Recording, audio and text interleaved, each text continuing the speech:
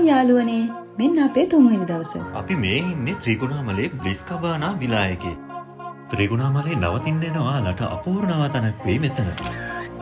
මෙතන ලොකේෂන් එක වගේම ප්‍රයිසස් අපි පහළ ඩිස්ක්‍රිප්ෂන් එකේ දාලා තියෙනවා. මුලින්ම ගියේ ත්‍රිකුණාමලේ දුම්රිය ස්ථානයට. මේ දුම්රිය ස්ථානය විවෘත කරලා තියෙන 1927 දී. ඒ කියන්නේ බ්‍රිතාන්‍ය පාලන සමයේදී තමයි මේක විවෘත කරලා තියෙන්නේ.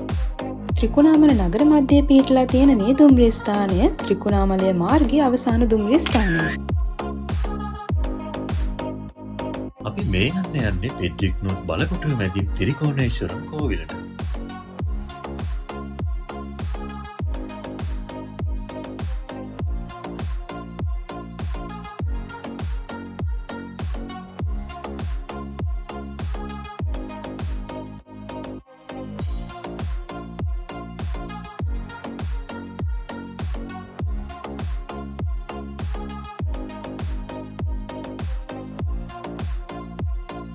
කොටුවට ඇතුල් වෙන ප්‍රධාන දොරටුව හරිම සුවිශේෂී.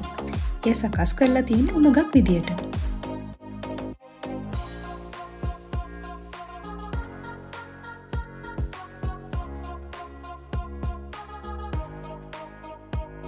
මේ කොටුව මුලින්ම හදලා තියෙන 1623 වසරේදී පෘතුගීසින් විසින්. ඒ සඳහා වුණ යොදාගෙන තියෙන්නේ කෝණේශ්වරම් කෝවිල කඩලා ලබාගත් කළුගල් බව ඉතිහාසයේ සඳහන් වෙනවා. ඉතින් මේ කළුගල් දිහා හොඳට බැලුවොත් සමහර තැන්වල පරණ කෝවිලේ කැටයම් අපිට දකින්න පුළුවන් වෙනවා. ඊට පස්සේ 1639 දී ලන්දේසින් මේ බලකොටුව අල්ලගත්තා. පසුව ඔවුන් මේක අලුත් වැඩියා කරලා ෆෙඩ්රික් කියලා නම් කළා. ඒ නම දාලා තියෙන්නේ ඕලන්දයේ හිටපු ෆෙඩ්රික් හෙන්රික් කියන කුමාරයා සිහි වෙන්න. ඒ වගේම මේ කොටුව ඇතුලේ අපිට නිදහසේ සැරිසරන මුවන් දකින්න පුළුවන්. ලංකාවේ වෙන කොහෙවත් අපිට දකින්න ලැබෙන නැති දර්ශනයක් තමයි මේ තියෙන්නේ.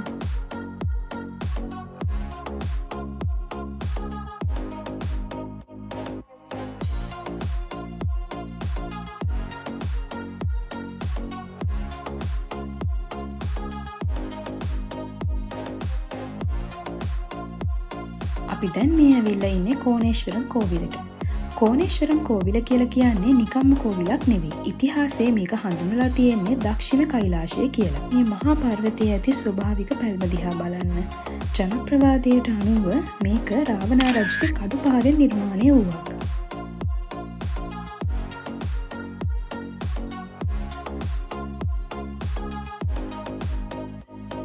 හිමාලයේ තියෙන ශිව දෙවියන්ගේ කෛලාශ පර්වතයට සමානව තමයි මේ පර්වතය සලකන්නේ.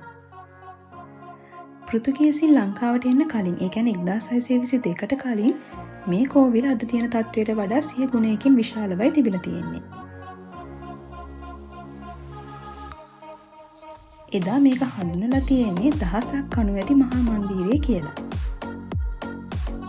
කෝවිල අසල තියෙන මේ ගලෙහි විශාල පැල්ම ගැන ලස්සන කතාවක් තියෙනවා. රාවණා රජු තමන්ගේ මව වෙනුවෙන් මේ මුළු පර්වතයම කඩුවෙන් කපා ඔසවන්න උත්සාහ කළ බවත්, එහිදී ශිව දෙවියන් පායගිලින් පර්වතය තද කළ විට රාවණා රජු සිර වුණු බවත් කියවෙනවා.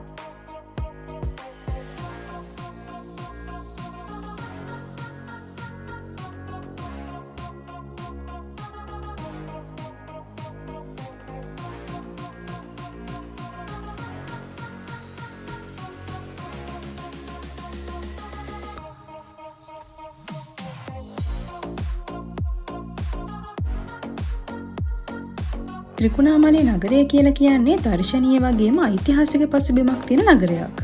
ත්‍රිකුණාමලය නගරයට ඒ නම ලැබිලා තියෙන්නේ තිරුකෝණමලය කියන දෙමළ වචනයෙන්. ඒකේ තේරුම වෙන්නේ පූජනීය කන්දේ උතුම් ස්වාමියා යන්නයි. ඒ වගේම ත්‍රිකුණාමලය කියලා කියන්නේ නිකම්ම නගරයක් නෙමෙයි. මේක ලෝකයේ විශාලතම සහ ආරක්ෂිතම ස්වභාවික වරායන්ගෙන් එකක්. අතීතයේදී මේක හඳුන්වලා තියෙන්නේ ගෝකර්ණ තිත්ත කියන නමින්. ඒ වගේම දෙවැනි ලෝක යුද්ධයේදී ලංකාවේ වැඩිපුරම බෝම්බ ප්‍රහාරයට ලක් වෙලා තියෙනෙත් මේ නගරය. 1942 අප්‍රේල් මාසයේදී ජපාන ගුවන් හමුදා ත්‍රිකුණාමලයට බෝම්බ හෙළලා තියෙනවා. ඒ වෙලාවේ ඉලක්කය වෙලා තියෙන්නේ බ්‍රිතාන්‍යයන් සතුව පැවති ටෙල් ටැංකි සංකීර්ණය. මාබල් බීච් එක වගේම කන්‍යා උණුවතුරලින් බලන්නයි අපි යන්න හිතන් හිටියේ. ඒත් අපි තීරණය කළා අද හවසම සීගිරිය නගින්න. ඒ හින්දා අපි මේ යන්නේ සීගිරියට.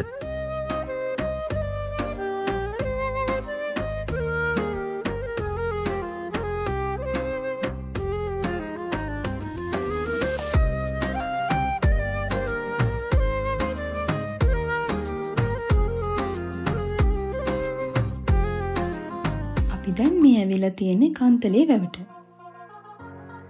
මේ වැවේ ඓතිහාසික කතාව කියනවා නම් මේක ක්‍රිස්තු වර්ෂ 604-614 කාලයේ රජකම් කළ දෙවන අග්ගබෝධි රජතුමාගේ නිර්මාණයක්. පසුව මෙය මහා පරාක්‍රම බහු රජතුමා විසින් ප්‍රතිසංස්කරණය කරලා තියෙනවා. අතීතයේ මේ හඳුන්වලා තියෙන්නේ ගන්තලාව කියන නමින්.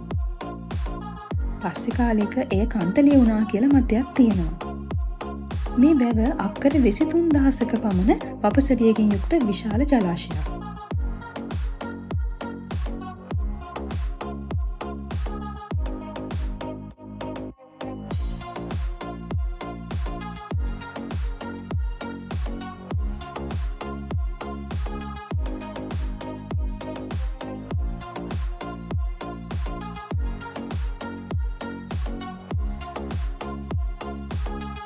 කන්තලේ මේකිරි ගැන අහලා තියෙනවද? කන්තලේ කියන්නේ මේකිරි වලට ඉතාමත්ම ප්‍රසිද්ධ පැත්තක්. මේ හැමතැනම වගේ මේකිරි කඩවල් අපිට දකින්න ලැබෙනවා. කන්තලේ නොයාලා මේකිරි කන්නත් අමතක කරන්න එපා.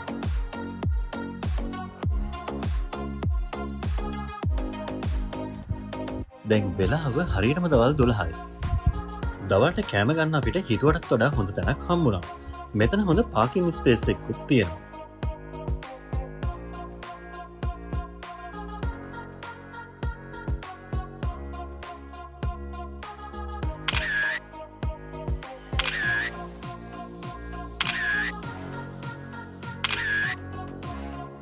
ඔන්න අපි ආයෙත් ගමන පටන් ගත්තා. හැම තැනකම වගේ දකින්න හම්බෙන්නේ මෙන්න මේ බෝඩ් එකම.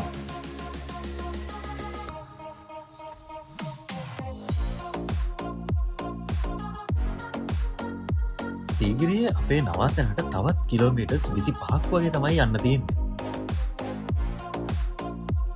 අපි දැන් ඉන්නේ හබරන. මේ පැත්තෙන් ඔයාලට සෆාරි යන්නත් පුළුවන්. ඒ වගේම මින්නේරිය වැවට, ගිරිතලේ වැවට, කවුඩුල්ල වැවට යන්නත් අමතක කරන්න එපා.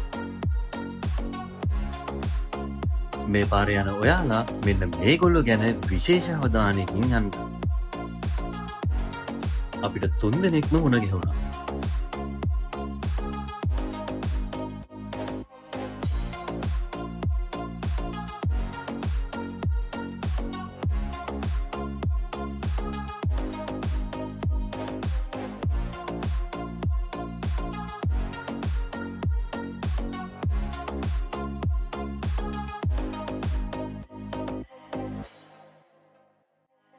ඔන්න අපි සීගිරිය නගරයට ආවා. දැන් අපි යන්නේ අපේ නවාතැනට.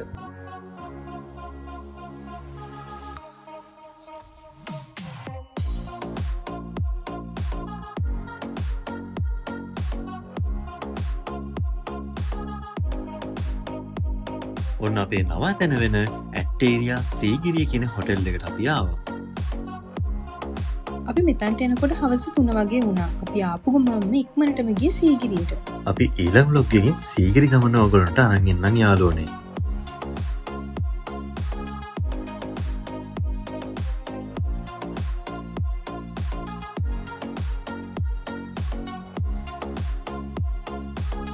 අපි මේ තැන බුක් කළේ වන් නයිට් එකකට. අපිට වන් නයිට් එකකට උනේ රුපියල් 8500ක් විතරයි. විස්තර ඔක්කොම අපි පහලින් දාලා තියෙනවා.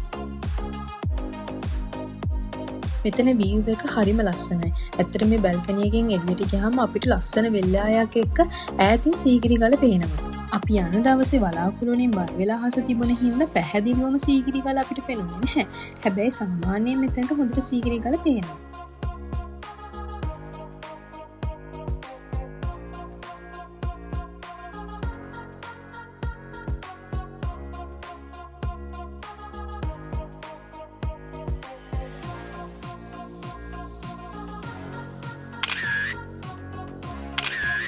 හරි යාළුවනේ.